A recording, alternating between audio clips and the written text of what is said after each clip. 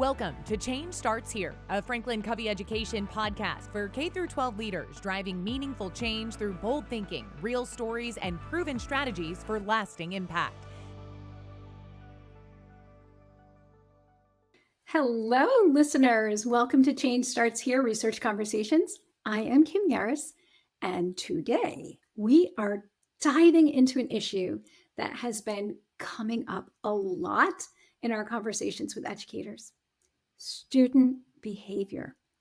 And what you've been telling us tracks with what researchers are finding too. So just recently, EdWeek released the results from a national survey that found 72% of teachers say student misbehavior has gotten worse since 2019. So me personally, I would have expected that to be going down, but it is trending upward. So what that means is that most of you listening have seen more disruptions, more conflict, and probably are experiencing more moments that leave you thinking, I'm doing everything I can. Why isn't it enough? Right? So first, I just want to say, I get it. Like, behavior challenges are real and they can be exhausting. So here is where we are going to go today in this episode. We're going to first talk about what's really going on beneath student behavior. Like, why are we seeing what we're seeing? I'm going to then share a metaphor that will deepen your understanding, something you can tuck in your back pocket. So the next time a behavior moment shows up, you'll have it there to help you know how to respond. And then 3, we're going to talk about what teachers can do to positively impact student behavior. So simple, meaningful strategies that you can use in your classroom right away to help improve student behavior. So the goal of this episode is to restore some calm, some connection, your confidence, where chaos can sometimes take over. So it's about working within your circle of influence. All right. Are you ready to jump in? Let's go. All right. So when we talk about student behavior, it is tempting to think of it as a discipline problem or even a personality problem. We tell ourselves story about students' behavior, right? I can't believe he did that again. Or she's just trying to push my buttons. Or that kid does not care, right? So maybe this is just me and the confession of my inner beginning teacher, but in my earliest years in the classroom, if a student threw a pencil or shut down during a lesson, I'd think things like, he's just a bad kid. But here's one of the most important bits of wisdom that I learned from over 30 years of working with students. Behavior isn't who a student is. It's what they're trying to say. Behavior is communication. Kids don't always have the words to tell us that they're overwhelmed or embarrassed, confused, or needing some connection. So they speak to us in the language that they know, and that is their actions. And that language, since the pandemic, has gotten louder. And why is that? It's because during that pandemic year, students missed critical experiences, that everyday practice that builds their patience, their attention, their social skills, their emotion regulation, right? They returned to school with this gap. And it didn't just miraculously or magically go away because they returned to school. That gap was still there. So a lot of kids don't yet have the skills to manage those big feelings or that they need to stay engaged. And as a result of that, behaviors, oftentimes not the kind we want to see, rush in to fill that gap. So it's not because they want to be disruptive. What's happening is they are trying to cope, to connect, to feel safe.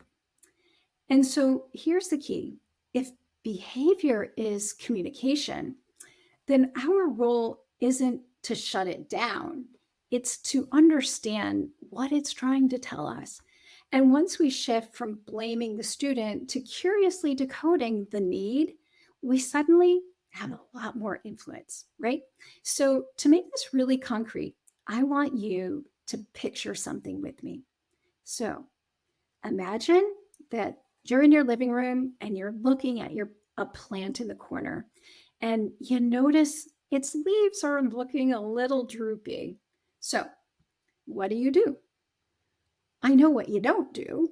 You don't scold that plant for failing. You don't say, this plant is defiant, or this plant is lazy. It's doing this on purpose to ruin my day. No, you don't do that. What you do is you ask questions like, does this need more light, more water, a bigger pot? You assume that there's a reason, and you respond by adjusting the conditions. But with students, that's not always the case, right? Sometimes we skip straight to judgment.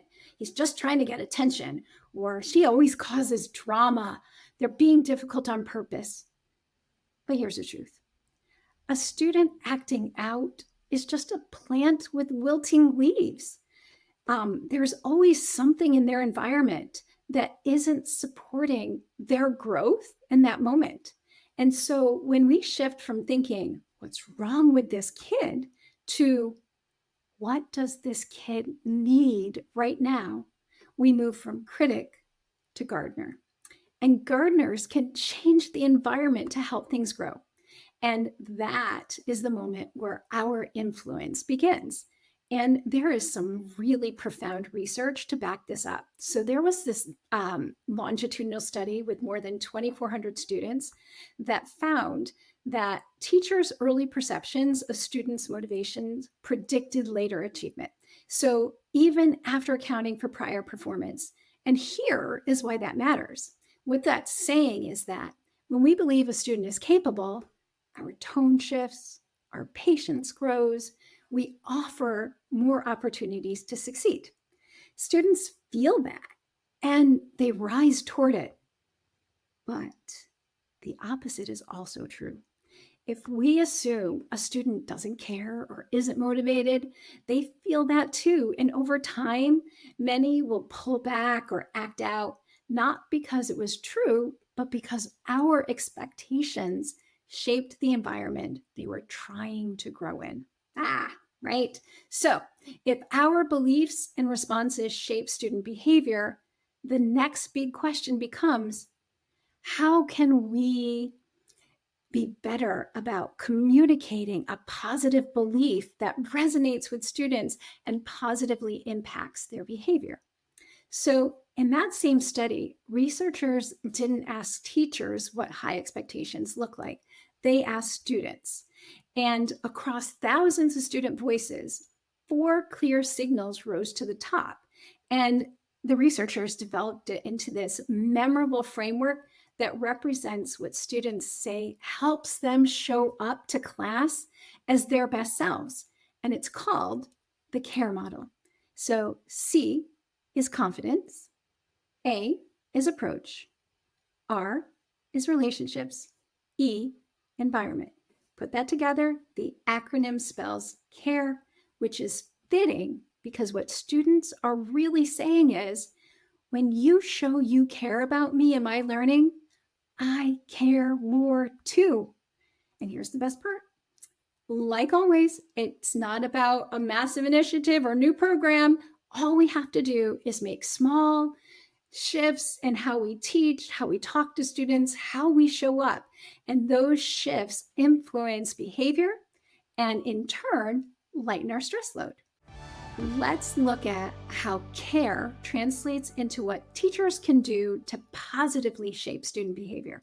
Good news, you don't need to jot everything down. You will find all of this information in the handout in the show notes, so you can download it for future reference. All right. So the first letter of CARE is C for confidence. So students feel high expectations when teachers show, not just say, I believe you can do this. How do you show it, right?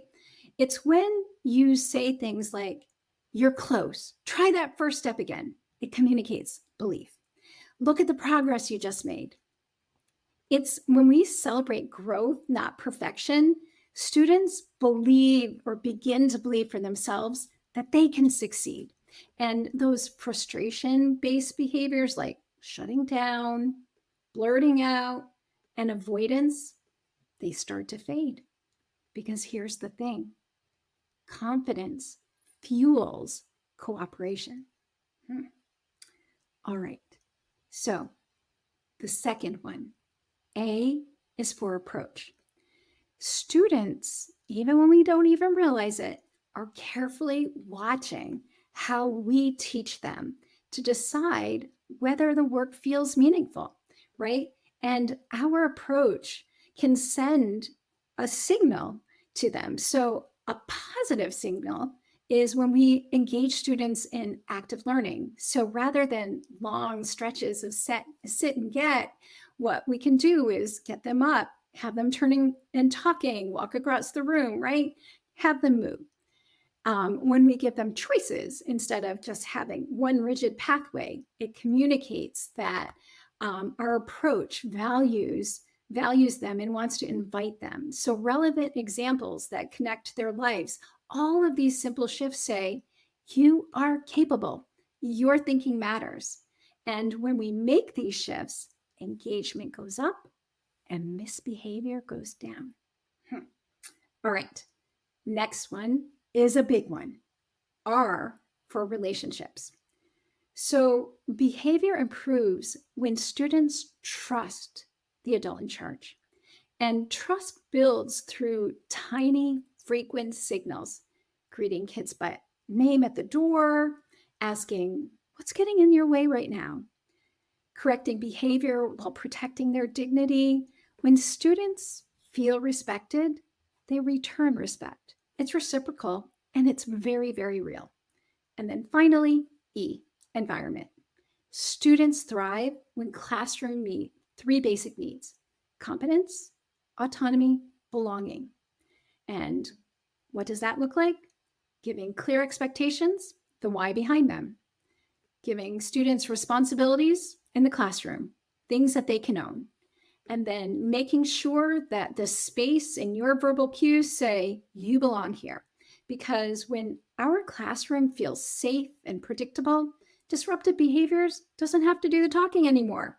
Okay, so before we wrap, one of the big takeaways that I hope that you'll carry with you is this.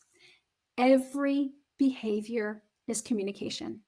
When a student acts out, they're telling us something that they don't yet have words for.